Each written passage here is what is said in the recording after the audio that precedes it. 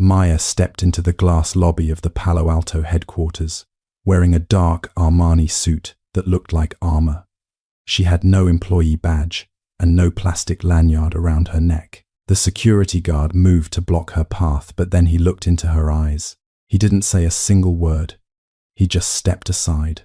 14 months ago, she had left this building with her life in a cardboard box. Today, she was finally back, and Maya definitely wasn't here to ask for her old job back. The air in the glass conference room was thick with the smell of expensive espresso and the hum of high-end servers. Julian stood at the front, his posture sharp like a blade, presenting the quarterly growth metrics to 200 employees. Everyone was silent, hanging on to his every word, because Julian didn't just run the company, he ruled it with a stopwatch. Maya sat in the back row, her laptop open, her mind racing between the complex code on her screen and the baby monitor hidden in her lap. Why did the nanny have to cancel on the most important morning of the fiscal year? The meeting was being streamed live to the remote teams, making the audience even larger and the pressure even more suffocating. Julian was midway through a slide about peak efficiency when a sharp, piercing wail cut through the professional atmosphere like a jagged knife. It was Maya's 6-month-old daughter screaming from the makeshift nursery Maya had set up in the tiny break room next door. The sound echoed off the minimalist concrete walls, turning every head in the room toward the back, where Maya sat frozen. Could the floor just open up and swallow her whole before the inevitable storm arrived? Julian stopped speaking mid-sentence, his eyes narrowing as he scanned the crowd, until they landed directly on Maya's pale, panicked face. The silence that followed was far worse than the crying, a heavy, judgmental vacuum that made the heartbeat in her ears sound like a drum. He didn't look annoyed. He looked disgusted, the way a scientist might look at a contaminated sample in a sterile laboratory. Do you really think this is a daycare center or a high-stakes technology firm competing for global market dominance? But here is where it gets interesting, because Julian didn't just ask her to leave the room. He decided to make her an example. He walked slowly toward her, his expensive leather shoes clicking rhythmically on the polished floor, while 200 pairs of eyes watched the execution. He leaned over her desk, his voice dropping to a whisper that was somehow louder than a shout in the absolute stillness. You are a talented engineer, Maya, but you are also a persistent glitch in the operating system of this company. How many times have we adjusted your schedule only for your personal life to interfere with our collective march toward progress? He turned to the entire room, spreading his arms wide as if he were performing a tragedy on a Broadway stage. For the masses, this is what happens when we prioritize sentimentality over the cold, hard metrics of success that built this very skyscraper. We cannot afford to carry the weight of someone who is only half invested in the vision we are trying to create. Maya didn't defend herself, even though she had worked until 3 a.m. every night for the last 3 weeks. She didn't tell them that she had finished the legacy code migration ahead of schedule while holding a feverish child in her arms. She simply closed her laptop with a soft click and stood up, her spine straighter than anyone expected from a woman being publicly dismantled. Was it pride that kept her tears back? Or was it the realization that she was in the wrong room? Julian waved a dismissive hand toward the door, not even bothering to look at her as he began to walk back to his podium. Pack your things by noon, because we are officially deleting this system error from the payroll before the next sprint begins. A few people looked away in shame, but most just watched, paralyzed by the specific cruelty of a man who equated human existence with a line of code. It was the kind of moment that changes the trajectory of a life forever, though nobody knew it yet. She walked to her cubicle in the corner, the one decorated with a single framed photo of her daughter and a stack of technical manuals.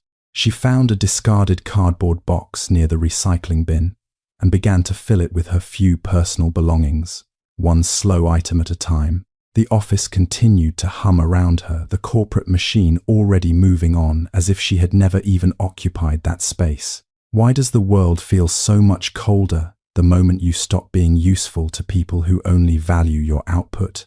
She picked up her box, tucked her crying child against her chest, and walked toward the elevator without looking back at the glass-walled conference room.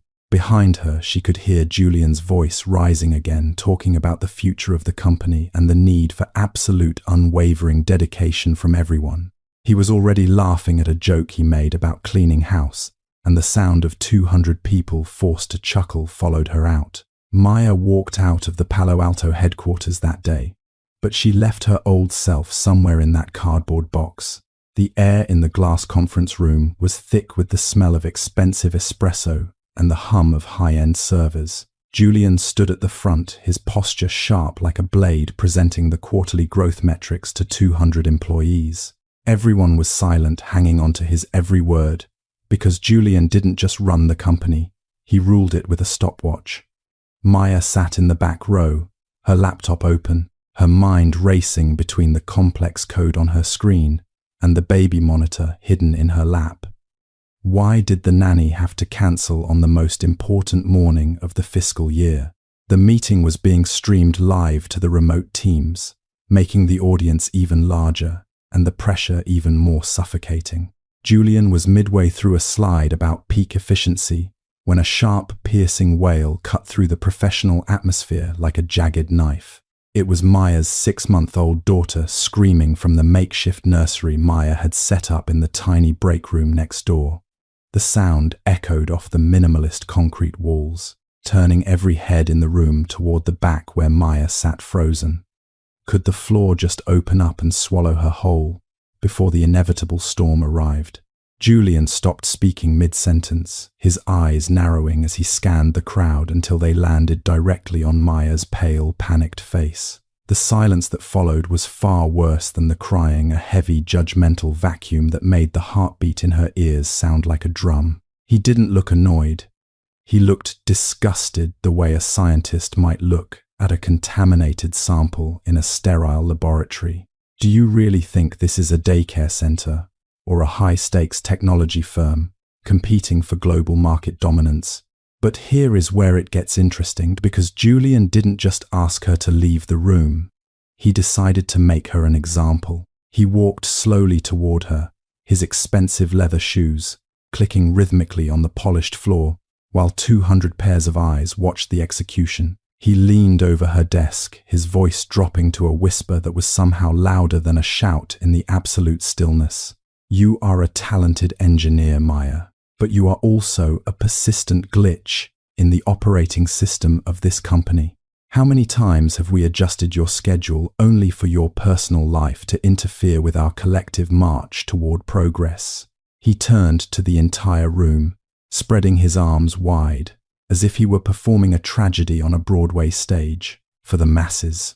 This is what happens when we prioritize sentimentality over the cold, hard metrics of success that built this very skyscraper. We cannot afford to carry the weight of someone who is only half invested in the vision we are trying to create. Maya didn't defend herself, even though she had worked until 3 a.m. every night for the last 3 weeks. She didn't tell them that she had finished the legacy code migration ahead of schedule while holding a feverish child in her arms. She simply closed her laptop with a soft click and stood up, her spine straighter than anyone expected from a woman being publicly dismantled. Was it pride that kept her tears back, or was it the realization that she was in the wrong room? Julian waved a dismissive hand toward the door, not even bothering to look at her as he began to walk back to his podium. Pack your things by noon, because we are officially deleting this system error from the payroll before the next sprint begins.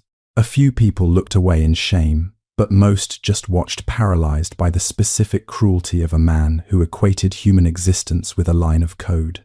It was the kind of moment that changes the trajectory of a life forever, though nobody knew it yet. She walked to her cubicle in the corner, the one decorated with a single, framed photo of her daughter and a stack of technical manuals. She found a discarded cardboard box near the recycling bin and began to fill it with her few personal belongings, one slow item at a time. The office continued to hum around her, the corporate machine already moving on as if she had never even occupied that space.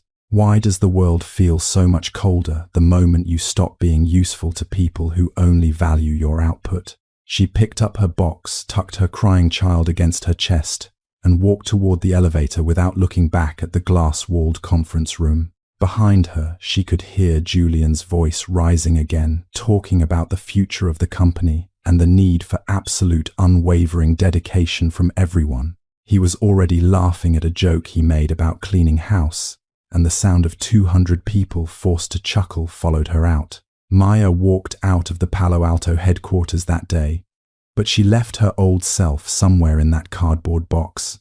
Maya sat on the edge of her bed in a cramped San Jose apartment. The streetlights from the San Carlos intersection flickered through the thin, dusty curtains. In the crib, her daughter Lily breathed with a soft, rhythmic cadence. The room felt smaller tonight, as if the walls were closing in on them. Every shadow seemed to mock the box sitting on the kitchen counter. How could a whole career fit into such a small, flimsy piece of cardboard? She opened her banking app and stared at the glowing blue screen. The number reflected back was exactly $1.200, and not a single penny more. Rent was due in 10 days, and Lily's next pediatrician visit was Friday. Silicon Valley doesn't care about your stories or your sleepless, exhausting nights. It only cares about your ability to pay for the privilege of existing. Could she survive on this for more than a single desperate month? Her mind raced to the specialized heart monitor Lily needed for her condition. The insurance from her job would vanish by the end of the week. Each medical bill in America feels like a sentence handed down by a judge. Without that coverage, a single emergency could wipe out their entire future instantly. Maya felt a cold sweat prickling at the back of her tired neck. Why did being a mother feel like a liability in this modern world? But the real secret is fear can only paralyze you if you let it. Maya looked at her daughter's tiny sleeping hand curled into a fist. She realized that crying was a luxury she simply could no longer afford. Tears wouldn't pay for the medicine or the heat in the winter. She needed a plan that was stronger than Julian's arrogance or his cruelty. If they wanted a machine, she would become the most efficient one. She walked to the kitchen and cleared a space next to the baby bottles. Her old laptop hummed to life, the fan whirring like a small, determined engine. Knowledge was the only thing Julian couldn't take away from her that morning. He could take her salary, her desk, and her professional reputation today, but he couldn't take the brain that had built his most successful features. She opened a blank document and titled it, "The Path Back." She would learn the things that were currently making the world go round. AI, deep learning, and the complex architecture of the future were her targets. She didn't need a fancy office or a corporate title to grow stronger. She just needed a quiet room and the iron will of a mother. Tomorrow she would visit the library and start the difficult, long journey. Julian thought he deleted a glitch, but he actually started a revolution. The San Jose Public Library became her daily sanctuary, a quiet island of knowledge surrounded by the chaotic and expensive reality of the Silicon Valley landscape. She arrived every single morning at exactly 9:00 a.m., pushing Lily in a stroller, while carrying a heavy stack of borrowed textbooks on linear algebra and advanced probability theory. She no longer had a high-end office, with a view only a scratched wooden table in the back corner, where the morning sunlight hit the floor. She opened her old laptop and began to dissect the complex structures of neural networks, her tired eyes burning from the glowing screen and the lack of sleep. But wait, there's more to this struggle, because her days didn't simply end when the library closed its heavy doors at the end of every sunset. She spent 4 long evenings every week waitressing at a local diner on Stevens Creek Boulevard, carrying heavy trays of burgers and fries in worn-out sneakers. She memorized Python syntax and complex data structures while refilling coffee mugs for tech workers who spent their time complaining about their generous stock options. Every single tip she earned went directly into a small glass jar labeled Lily's Future, a growing symbol of her silent defiance against the world. She dove deep into the world of big data and machine learning, teaching herself how to build predictive models that could identify hidden patterns in systems. The logic of the code was beautiful because it didn't care about her status as a mother or her dangerously low bank account balance. A computer does not judge you for your painful past. It only cares if your logic is sound and your syntax is perfectly and undeniably correct. She learned to speak the language of the future, spending her midnight hours debugging complex scripts while Lily slept soundly in the crib beside her. The weeks slowly turned into long months, and the seasons in the valley changed from the dry, punishing heat of summer to the crisp mornings. Her notebooks were filled with hundreds of pages of complex diagrams, architectural charts, and the messy scribbled thoughts of a woman reconstructing her entire soul. She stopped seeing herself as a victim of Julian's cruelty and started seeing herself as the architect of her own inevitable and powerful return. Why should she ever settle for a seat at someone else's table when she finally had the tools to build a much larger one? By the end of the 6th month, the lines of code on her screen started to make sense in a way that felt like a revelation. She was no longer just copying examples from a textbook.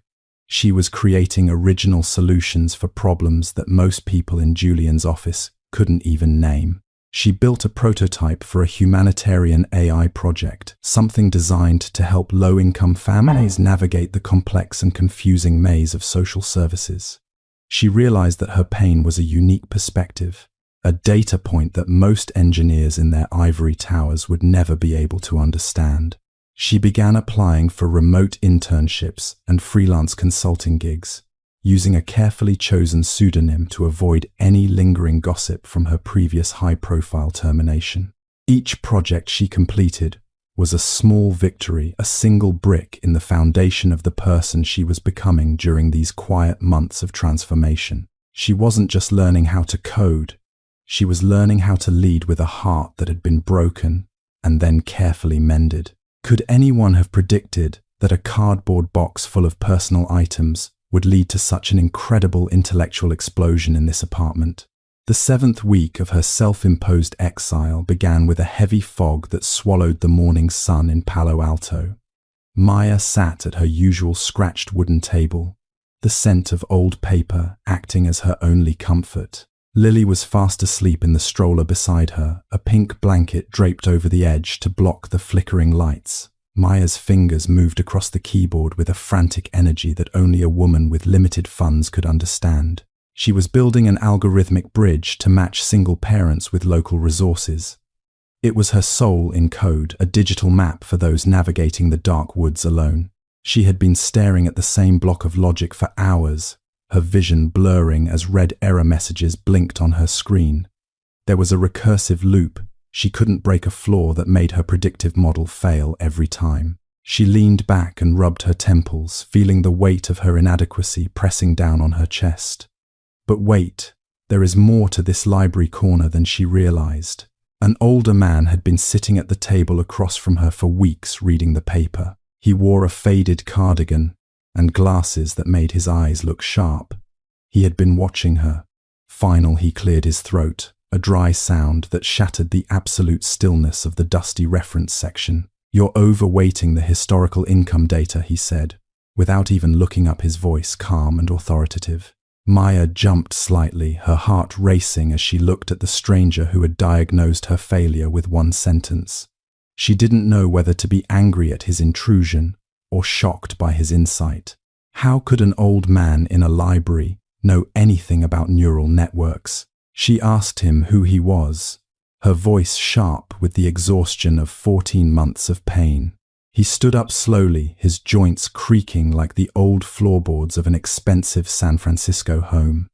His name was Arthur, a retired venture capitalist who had helped build the foundations of the tech world before Julian was born. He pointed at a specific line of her code with a weathered finger that showed no sign of age.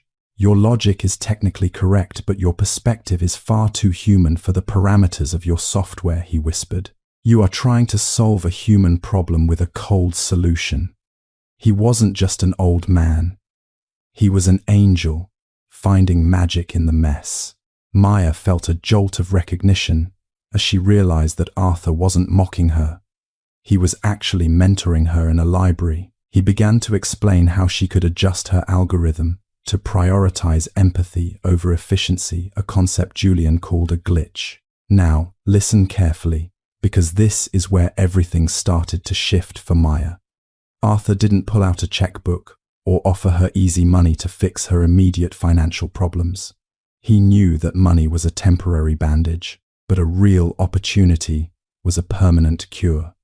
He looked at Maya's fierce face and saw potential that corporate recruiters always ignored. He told her about a social project he advised, a non-profit incubator designed for technology the market had left behind. "I don't give handouts to people who are capable of building their own kingdoms," he said with a small smile. "I am offering you an unpaid internship at this foundation, a chance to prove that your human-centric logic is the future." It was a brutal offer for a woman who couldn't afford her next month of rent. He was asking her to work for free while her life was on the line, but he was also offering her a seat at the table. Maya looked at Arthur, then at her daughter, and back at the red error messages on her laptop screen. She realized this was the twist in her story she hadn't expected to find in the back of a library. Julian had fired her because he thought her life was a liability, but Arthur was hiring her because he knew it was an asset. She didn't ask about the lack of pay or the long hours. She simply reached out her hand and shook his, her grip firm and final. This was the moment a business angel realized he was looking at a visionary.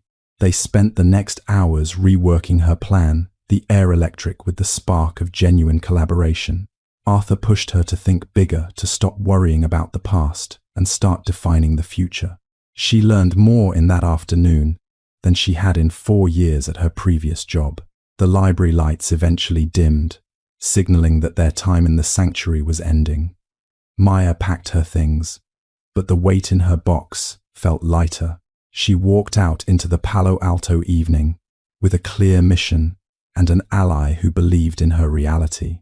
The changing seasons in Palo Alto began to shift quite rapidly now. The dry heat gave way to the cool, crisp mornings of November.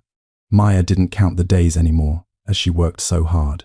She counted the breakthroughs in her complex code instead of the time. Every sunrise found her at the same scratched library table as before.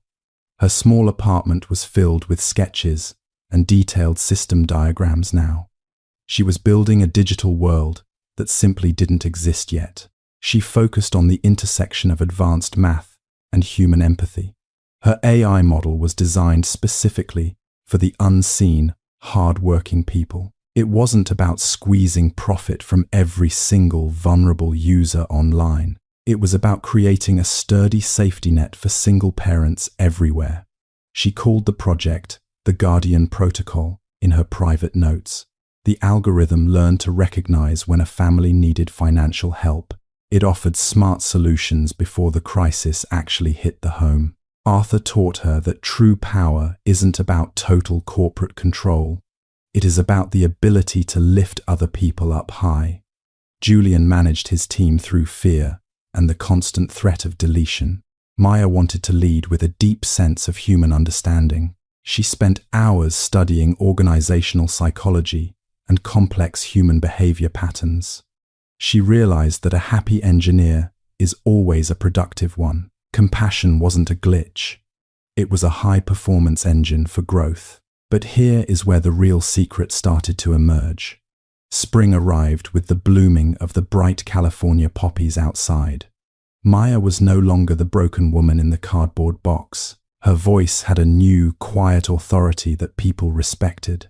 She began pitching her project to Arthur's high-level foundation partners. They didn't see a single mother with a heavy burden today. They saw a brilliant leader with a unique and powerful vision. 14 months had passed since that brutal and public Palo Alto morning. Maya looked at her daughter, who was finally walking and laughing.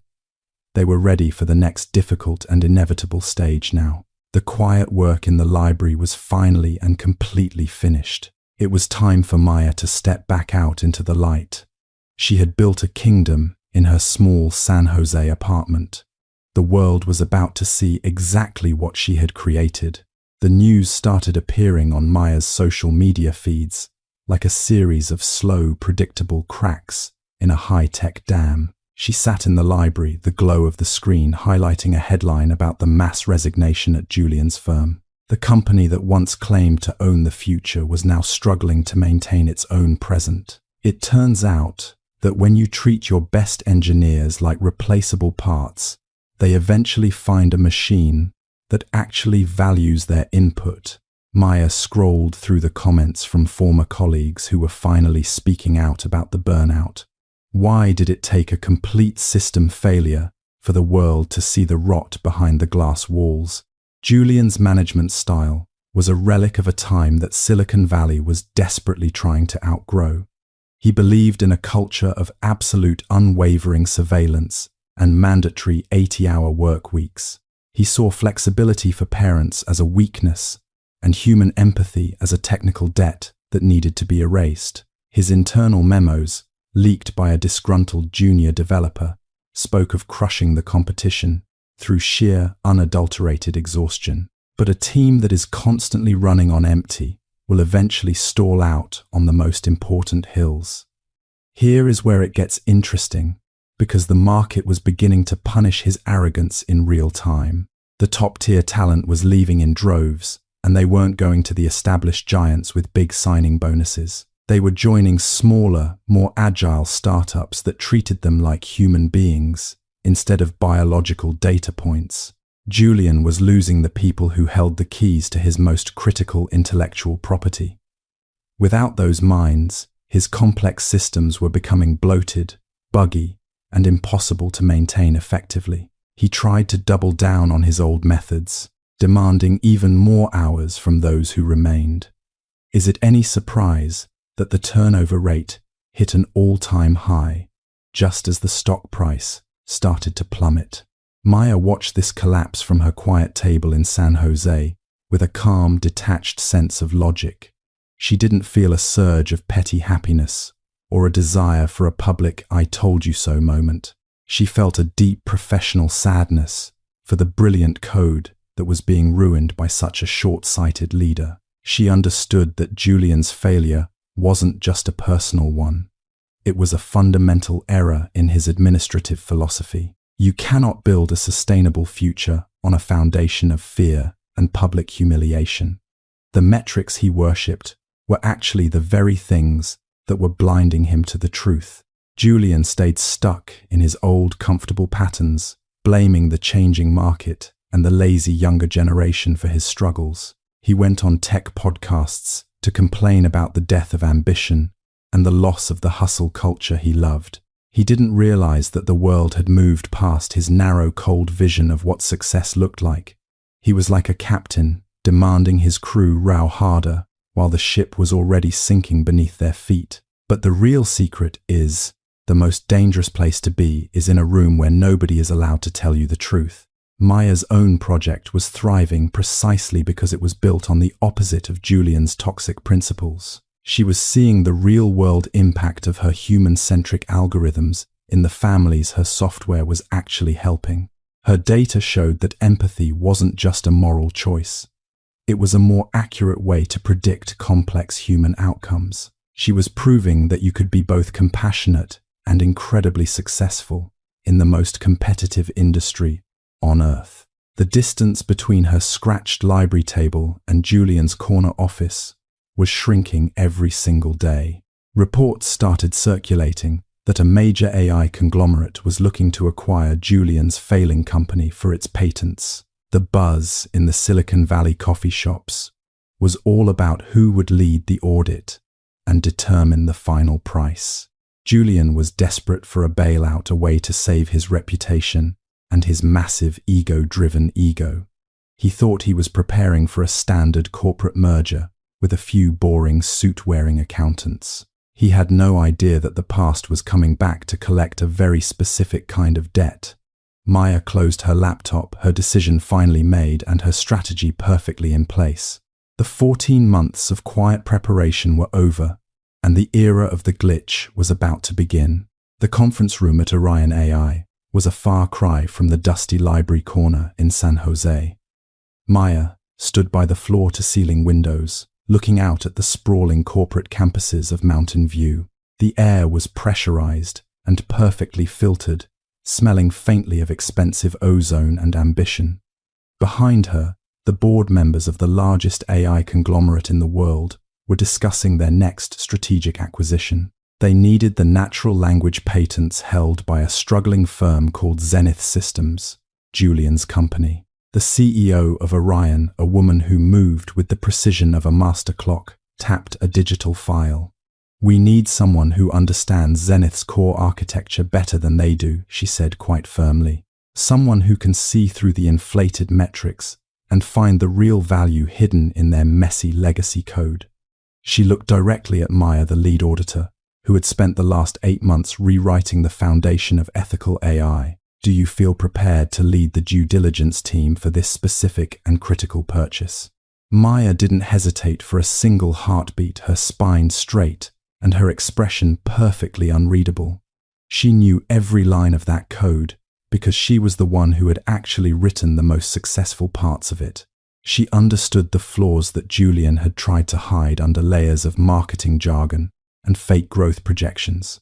But wait, there's more to this appointment than just technical skill. The board saw her as a brilliant auditor, but Maya saw herself as a debt collector arriving to settle an old account. She began assembling her team of specialists, choosing people who valued accuracy over corporate ego. They would be entering Zenith's headquarters tomorrow morning under a strict non-disclosure agreement. Julian was desperate for the cash infusion, so he had agreed to a full, unfiltered audit of his entire organization. He expected a team of grey-suited accountants who would be easily impressed by his charismatic presentation. He had no idea that the person leading the investigation was someone he had once called a persistent glitch. Maya reviewed the final briefing documents as the sun set over the Pacific. Her armor was finally ready, and her mission was clearly and undeniably defined. She wasn't going back for a simple apology or a cheap moment of public embarrassment. She was going back to determine the actual worth of a man who thought he could define her value. The elevator doors closed with a soft, expensive chime as she prepared to return to the place where it all began. Would Julian even recognize the visionary he had tried to delete from his reality? The lobby of Zenith Systems headquarters felt colder than the January morning Maya had left it 14 months ago. She walked through the heavy glass doors, her heels clicking with a rhythmic, steady authority on the polished marble floor.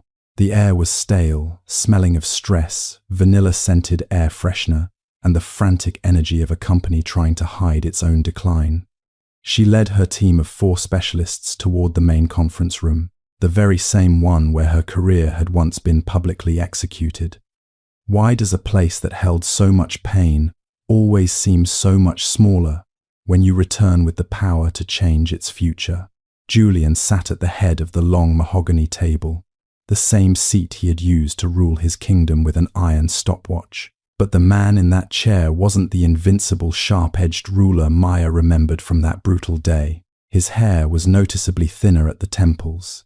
His expensive tie was slightly crooked, and his eyes were glued to a spreadsheet that clearly didn't have the answers he needed. He looked like a captain waiting for a storm to sink his boat, his skin pale under the harsh LED lights. He was tapping a silver pen against the table, a nervous tick that betrayed his supposed corporate composure to everyone in the room. The heavy door opened, and Maya stepped into the space, with her team trailing behind her like a professional security detail. Julian looked up, his face instantly shifting into a practiced salesman-like grin that didn't quite reach his anxious, wandering eyes. He saw a woman in a perfectly tailored charcoal Armani suit, her dark hair pulled back into a sharp professional bun that showed no weakness. He saw the high-level representative of the massive AI conglomerate that currently held his entire future in their hands. But here is where it gets interesting, because he didn't recognize the persistent glitch he had deleted over a year ago. Maya sat directly across from him, placing her slim leather folio on the table, with a quiet, deliberate thud that echoed in the silence. Julian began his usual routine, talking about Zenith's unparalleled market potential and their aggressive roadmap for global AI dominance. He spoke as if the mass resignations and the plummeting stock price were just minor technical hurdles in a grander, more successful plan. He was still trying to sell a beautiful dream to a group of people who were only there to perform an autopsy on his reality. Does he really believe his own lies, or is he just terrified of the quiet that comes after they fail?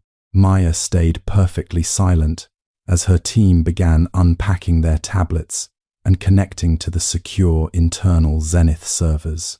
She watched Julian's hands as he talked, noticing the slight, unmistakable tremor in his fingers as he pointed at the false growth projections. She was no longer the panicked, exhausted mother trying to quiet a crying baby over a loud and public Zoom call. She was the one holding the stopwatch now, and every second was making Julian look more like a relic of a dying era. She opened her folio and pulled out a single sheet of paper, her movements slow and perfectly controlled. Julian leaned forward, trying to read the name on her folder, but Maya kept it angled, just out of his frantic, desperate reach. He thought he was dealing with a complete stranger, a cold professional sent from Mountain View to decide if his life's work was worth saving, because the silence in that room was becoming a physical weight that Julian's ego couldn't handle for much longer. He laughed, nervously, trying to break the tension with a tired joke about the intensity of the modern tech market. Maya didn't smile. She just looked at him with an expression that was as sharp as a surgical blade. She finally looked him directly in the eye, and for a split second, Julian's salesman grin faltered into a confused, lingering frown. He felt a flicker of something familiar in her steady gaze, a distant memory of a face he had tried to erase from his mind. But he quickly dismissed the thought, because surely that system error could never end up in a room of this caliber. He sat back, trying to reclaim some of his lost authority, and asked the lead auditor where exactly they should begin their deep dive. Maya opened her mouth to speak, and the sound of her voice made the silver pen fall from Julian's hand. Julian picked up the silver pen from the floor, a slight flush of irritation crossing his face as he tried to laugh off the awkward moment with a dry, hollow chuckle. He leaned back in his expensive ergonomic chair, a thin, oily layer of confidence finally returning to his pale and anxious face.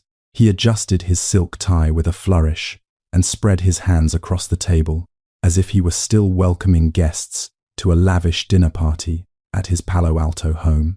He spoke with a smooth, practiced baritone that had fooled hundreds of hungry investors during the last fiscal year. "We are absolutely thrilled to have Orion AI in the room today," he began, his eyes scanning the silent faces of the auditors with a desperate hidden hunger for approval. He was performing a version of success that no longer existed, a ghost story told in a dying corporate language. Why do men like him always believe their own voice is the only cure for a broken and bleeding balance sheet? He looked directly at Maya, though her official nameplate was still turned slightly away from his curious and wandering gaze. He didn't see the woman he had crushed 14 months ago. He only saw a hurdle he needed to charm his way over with a few well-timed smiles and empty promises. "I must say, I am quite surprised to see such an intensive team sent for a routine patent audit," Julian remarked, his smile sharpening into something condescending and sharp. He leaned closer toward her, lowering his voice as if sharing a corporate secret among elite friends in a private Silicon Valley club. "It must be quite a heavy burden for you leading a professional team like this, while managing a complicated and demanding home life." He let the sentence hang in the cold air, a verbal trap designed to remind her of her supposed place. He didn't wait for her to respond, his massive ego already moving toward the next stage of his rehearsed and empty presentation. "We value the female perspective here at Zenith, even if it sometimes struggles with the high-stakes rapid pace of real technological innovation," he added, with a dismissive and arrogant wave of his hand. He laughed, a short sound that echoed uncomfortably against the sterile glass walls of the conference room. "I've seen many talented women let their professional focus drift toward nursery rhymes and pediatrician appointments when the pressure of a global software sprint becomes too much. Was he really trying to win her over, or was he just incapable of seeing a woman as an equal in a modern boardroom? But wait, there is more to his practiced arrogance than just his words. He pulled out a leather-bound internal report and slid it across the mahogany surface with a dramatic flourish. Our internal metrics are perfectly sound, despite the recent noise coming from the disgruntled lower levels of the engineering floor. He claimed, his voice full of a manufactured and very dangerous certainty. He looked at Maya's team, completely ignoring the cold, clinical way they were already tearing through his server architecture on their private tablets. I hope the audit won't be too exhausting for you. We can certainly slow down the technical pace if you find the depth a bit too overwhelming for a morning session. He turned his narrow attention back to Maya, his eyes narrowed as he tried to find a single crack in her stone-cold professional armor. You have a very serious and familiar quality about you, miss. Lead auditor, he said, the silence stretching as he realized he still didn't have her full name in front of him. It reminds me of a former employee we had to let go last year. She had that same stubborn, unrefined energy that didn't quite fit our elite corporate standards. He shook his head with a fake theatrical sigh that lacked any real warmth. She thought being a mother was a full-time job that entitled her to special treatment in a billion-dollar firm. Do people like Julian ever realize that their cruelty is actually their greatest technical failure? He began to describe the visionary leadership he had provided during the last crisis, using a series of buzzwords that had lost their meaning months ago. He spoke of hyper-growth and synergistic alignment while the room watched his actual data bleeding out in real time on the digital monitors. He was a man drowning in his own propaganda, still convinced that he was the only hero of the Silicon Valley story. He even leaned back and checked his gold watch, as if Maya's team was wasting his valuable time. I have a high-level board meeting at noon, so let's try to keep the questions simple and avoid getting bogged down in the sentimental details. Julian took a slow, deliberate sip of his black coffee, his eyes still wandering toward the door as if he expected a standing ovation to arrive. He was so confident in his own superiority that he hadn't noticed the way Maya's team was perfectly and silently synchronized in their work. They weren't looking at his colorful slides. They were looking at the evidence of his professional negligence. Now listen carefully to this part, because Julian was about to learn exactly what happens when that messy human emotion returns with a master's degree in cold, hard justice. Julian walked to the window, looking out at the parking lot, with his hands behind his back, completely unaware that his kingdom was already gone. Success requires a specific kind of purity, a total detachment from the messiness of human emotion, he preached to the silent room. Julian finished his sentence about purity and took an arrogant sip of his coffee. He was waiting for Maya to nod and agree with his cold corporate philosophy. Instead, she leaned forward and placed her hands flat on the mahogany table. The room was suddenly so quiet that the hum of the air conditioning sounded like a roar. Maya looked Julian directly in the eyes, her gaze as sharp as a diamond. "Tell me, Julian," she said, her voice dropping to a dangerous steady level, "do you still believe that a mother is just a persistent glitch in your operating system?" Julian froze with the coffee cup halfway to his mouth, his eyes widening in total confusion. He searched for the face he had tried to erase 14 months ago. The expensive suit and professional bun had blinded him to the truth for the last hour. But that voice was unmistakable, a sound from a day he thought was buried. 14 months ago, you stood right here and humiliated me in front of 200 people, she continued. You told me that my life was a system error that needed to be deleted. The silver pen Julian had been holding finally slipped from his numb fingers and hit the floor with a sharp metallic clang. He tried to speak, but his throat felt like it was filled with dry sand. "Maya," he whispered, his voice cracking and losing its practiced authority. The board members from Orion AI exchanged a quick knowing look, but remained silent. They had already seen the evidence, and now they were watching the final execution. But here is where the information takes a sharp and final turn. Maya didn't just come back to remind him of his cruelty. She came back to deliver the verdict. She pulled a blue-bound folder from her folio and slid it across the table. "I wasn't just auditing your code, Julian," she said, her expression colder than the glass walls. "I was auditing your character and the toxic culture you built on a foundation of fear. Zenith Systems is being acquired today because your best engineers left, and your stock is worthless," she announced. "The patents are the only thing left of value, and I wrote the most important ones before you fired me." She paused, letting the weight sink into his collapsing ego. "The board has reviewed my findings on your pattern of ethical violations and administrative negligence." Maya stood up, her posture straighter than any machine Julian had ever built. "The acquisition goes through at noon, but your contract is terminated. As of this second," she said, with a finality that echoed. "You wanted a system without glitches, Julian. Well, the system just cleared you out." Julian looked down at the folder, his kingdom gone and his pride shattered as the woman he dismissed walked out as the architect of his end. Julian's face was a map of total unfiltered shock. The silence in the conference room was no longer professional. It was clinical. The board members of Orion AI sat like statues, their eyes fixed on the man who had just lost everything in a single quiet sentence. He looked at his desk, his mahogany empire, and finally back at Maya. Was he waiting for her to laugh, or for the world to simply stop spinning? But here is where the situation becomes truly unforgettable. Maya didn't walk away immediately after delivering the final blow. She didn't savor the moment with a petty smile or a rehearsed speech about revenge. Instead, she reached into her slim leather folio and pulled out a small rectangular slip of paper. It wasn't a court summons or a legal notice. It was a personal check from the Maya Sterling Foundation for Social Tech. Julian stared at the check as if it were a strange prehistoric artifact. He didn't understand why the woman who just destroyed his career was offering him money. "What is this, Maya?" he managed to choke out, his voice a pathetic ghost of its former self. "Is this some kind of sick public joke to you?" His hands were shaking so hard that he had to grip the edge of the mahogany table just to stay upright. Maya leaned in, her voice calm and remarkably gentle for the words she was about to say. "Do you remember Sarah from the engineering floor?" she asked, her eyes never leaving his pale face.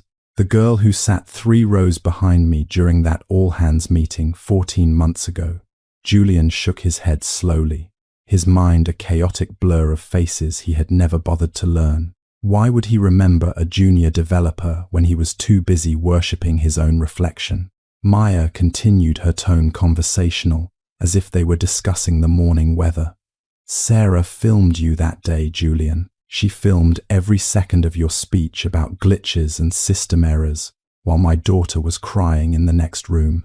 The room seemed to get even colder as the memory of that cruelty flooded back. "She posted that video to LinkedIn and Twitter before I had even finished packing my cardboard box." Now listen carefully to this part, because that video changed the digital world faster than any algorithm Julian had ever designed. It didn't just go viral in the tech community. It became a global symbol of everything wrong with modern corporate culture. Tens of millions of people saw your face, Julian. They saw your stopwatch and your silk tie, and they saw exactly how much you hated the humanity of your own employees. Investors pulled out, talent fled, and the Zenith brand became toxic overnight. But while the world was busy tearing Julian down, they were also building Maya up. Thousands of messages of support flooded her inbox from people who had experienced the same cold, calculated dismissals. Venture capitalists, who actually valued character, reached out to her with open checkbooks. They didn't see a system error. They saw a leader who had endured the fire and come out stronger on the other side. That viral video was the accidental pitch deck for the foundation that eventually bought his company. Maya slid the check across the table until it rested directly in front of Julian's numb, frozen fingers. That video earned my foundation millions in support and exposure, she explained, her gaze as steady as a surgeon's. It allowed me to hire every single engineer you drove away with your 80-hour work weeks. She paused, letting the irony sink into his shattered ego. I consider this your acting fee, Julian. You played the villain so perfectly that you funded my entire future. Julian looked down at the amount on the check, his eyes stinging with a shame he had never felt before. He had spent his whole life trying to be the smartest person in the room, only to realize he had been a tool for someone else's success. He realized that Maya wasn't there to hurt him. She was there to show him that he was finally and completely irrelevant to the story. How does it feel to be the person who accidentally built the throne for the woman you tried to destroy? Maya stood up and adjusted her suit jacket, her movements precise and full of a new, authentic grace. Thank you for the push, Julian, she said, her voice echoing in the sterile room one last time. I never would have found the library if you hadn't shown me the door. She didn't wait for a response, and she didn't look back at the man who was now just a ghost in a glass building. Maya walked out of the conference room, leaving the check behind as the final payment for a debt she no longer carried. Maya turned away from the door Julian had just used for his final exit, her eyes scanning the room where 200 people were still holding their breath. She didn't walk toward the oversized mahogany desk or the leather throne Julian had occupied for so many years. Instead, she stood right in the center of the room, on the same level as the engineers and developers who had spent months terrified of making a single mistake. The cold mechanical hum of the server room was still there, but the suffocating pressure Julian had used to rule his kingdom was starting to evaporate. Why do we build these massive glass monuments to success if they only end up feeling like transparent prisons for the people inside? She looked at the faces of the senior developers, men and women, who hadn't seen their families for dinner in weeks because of Julian's mandatory sprints. She saw the exhaustion in their eyes and the slight tremor in their hands as they waited for a new commander to start barking orders about peak efficiency. I know exactly what you are thinking, Maya said, her voice warm and remarkably steady in the absolute stillness. You are wondering if the new management is just a more expensive version of the old cruelty.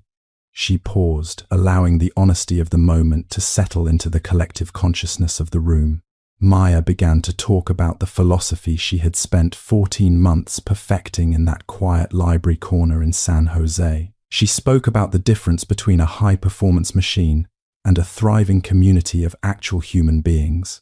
Julian had viewed every single one of them as a biological data point that needed to be optimized or deleted from the payroll. He thought that empathy was a technical debt that slowed down the march toward global market dominance. But a company that values its stock price more than its souls will always find itself bankrupt of innovation in the end. But wait, here is where it gets interesting. Because Maya didn't just give a speech about feelings. She brought a new operating system for the entire company. She announced that Zenith Systems would be the first to implement the Guardian Protocol as its core organizational structure. She told the room that the era of 80-hour work weeks and public humiliation was officially and permanently over.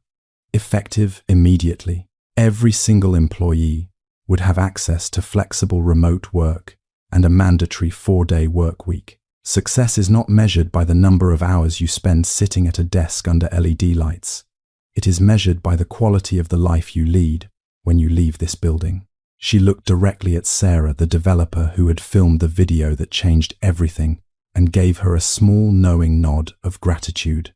We are launching an in-house childcare center on the first floor starting next month. Maya continued, her voice rising with a new kind of authority.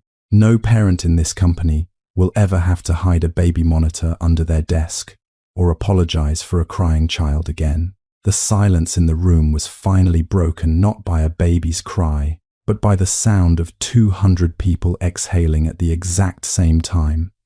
It was the sound of a toxic culture finally being flushed out of the system, because Maya's message wasn't just about kindness. It was a masterclass in modern business logic. She explained that by treating people with dignity, They were actually creating a more resilient and powerful organization for the long term. Compassion wasn't a glitch. It was the ultimate insurance policy against the burnout and turnover that had almost destroyed Zenith. She wasn't just the architect of a new algorithm. She was the architect of a new way to exist in Silicon Valley. Maya stood before them as a mother, an engineer, and a leader who knew that the most valuable code in the world is the one that connects us to each other. Maya walked away from the bright lights and the lingering applause of the main engineering floor. She needed a moment of absolute quiet to let the reality of the day finally sink in. She found Sarah sitting in the back of the small, dimly lit employee break room near the servers. Sarah was the same junior developer who had been completely invisible to Julian for 3 long years. She was holding a cold cup of tea, staring out at the parking lot with a heavy expression. Maya sat down across from her, the expensive Armani fabric of her suit rustling in the stillness. "I never got the chance to say thank you properly, Maya," began her voice, soft and very genuine. Sarah looked up, her face, a mixture of lingering fear and a sudden overwhelming sense of relief. She had spent 14 months wondering if she had ruined Maya's life by posting that specific video. She didn't know if the exposure had helped or if it had just made the pain public. "I just couldn't sit there and watch him do that to you," Sarah whispered, her eyes filling. "Why do we stay silent when we see someone being treated like they don't actually matter?" Sarah explained how her hands had been shaking while she held her phone under the desk that morning. She was terrified of being caught by Julian's security team or losing her own health insurance. But the sound of Lily crying had triggered something deeper than her fear of a corporate boss.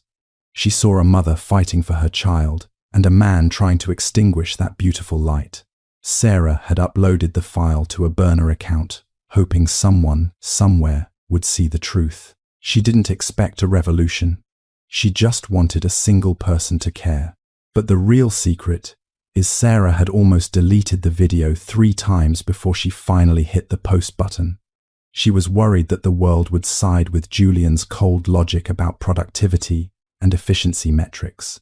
She feared that people would see Maya as the problem instead of the victim of a toxic culture.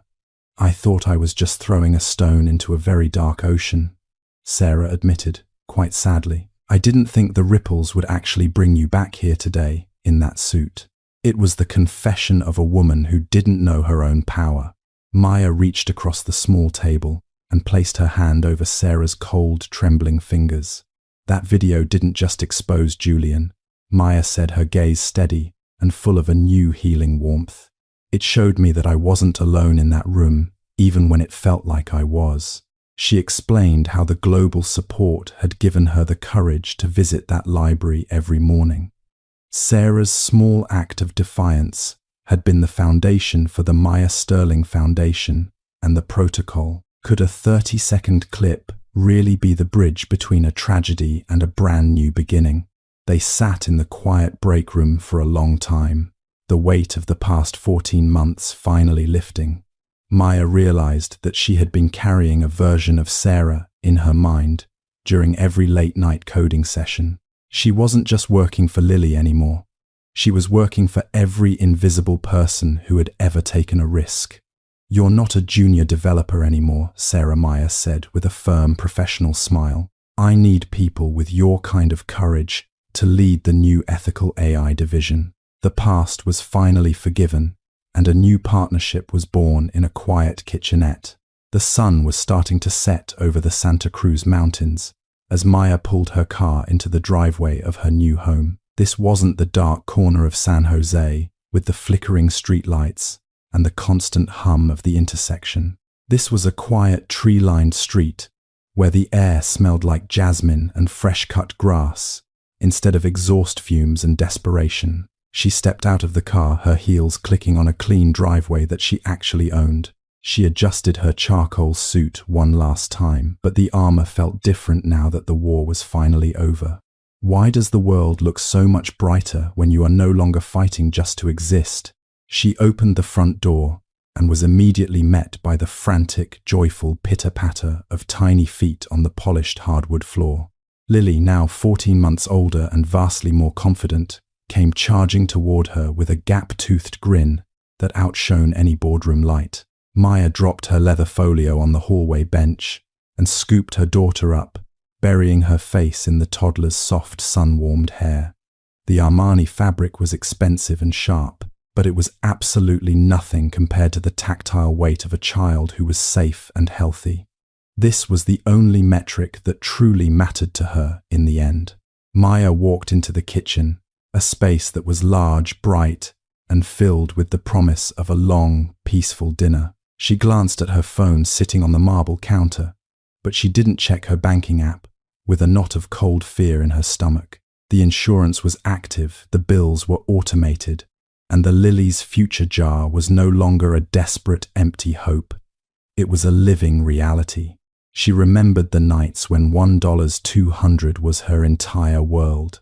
A thin line between a home and the street. How many other mothers were currently staring at a blue screen and praying for a miracle they didn't think would come? But here is where the true profit of the journey revealed itself. Maya looked at the bookshelf in the living room, where a few borrowed library books on advanced AI still sat. They were small reminders of the scratched wooden table and the dusty reference section where her transformation began. Arthur's mentorship hadn't just given her a high-level career.